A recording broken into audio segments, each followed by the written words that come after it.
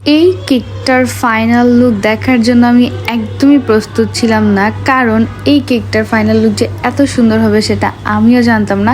আর এই যে ফ্লাওয়ারগুলো দেখতে পাচ্ছেন, জাস্ট দেখেন, চায়না গোলাপ কিন্তু এখানে ইউজ করা হয়েছে। এটা কিন্তু নর্মাল দেশি গোলাপ ছিল না। তো এই কেকের মেইন থিমটাই ছিল এই গোলাপগুলো দিয়ে ডিজাইন করা। তো যাই হোক, আজকে এই কেকটা কমপ্লিট করার সাথে সাথে আপনাদেরকে কিছু কথা শেয়ার করব। এই কথাগুলো বললে হয়তো কিছু মানুষ বুঝতে পারবেন, আর কিছু মানুষ হয়তো অনেক বেশি মন্তব্যও করবেন। আমি প্রত্যেকটা কেকের ফ্লেভারের প্রতি পাউন্ড প্রাইস হিসেবে কাস্টমাইজ চার্জ অ্যাড করি, তাও আবার যতটুকু আমার কাস্টমাইজ হয় ততটুকু চার্জ আমি অ্যাড করে থাকি।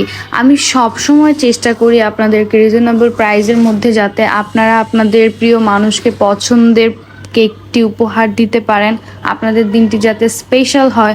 অনেকেই এফোর্ড করতে পারে না। আমার কাছে কিন্তু এই কেকগুলোর রেফারেন্স কিন্তু খুব বড় বড় পেজ থেকে ছবি নিয়ে আমাকে কাস্টমাররা দিয়ে থাকে।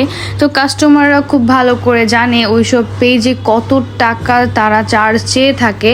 আর আমি যখন তাদের কাছে এরকম একদমই রিজনেবল প্রাইস চার্জ করি, তখন তারা মানে এক নিমিষে অর্ডার কনফার্ম করে ফেলে। কিন্তু তখন আবার আমার কাছে তারা কনফিউজড এটাও হয়, আপনি পারবেন তো, সেম টু সেম পারবেন তো, করবেন তো। মানে ওনারাও অবাক হয়ে যায় আসলে, যারা একটা পেজের এত বেশি দাম চায় অথচ এই পেজে এত কম কিভাবে সম্ভব।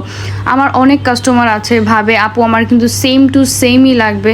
তো তার মধ্যে আমার এই কাস্টমারটাও এই কেকটা পেয়ে অনেক বেশি খুশি হয়েছিল যে সেম টু সেম পেয়ে। তো যাই হোক, আপনাদেরও যেরকম চান সেরকম কেকই কিন্তু খুব রিজনেবল মধ্যে পেয়ে যাবেন আমাদের পেজে। তো আপনাদের যাদের যাদের লাগবে এক্ষুনি অর্ডার করে ফেলুন আমাদের পেজে।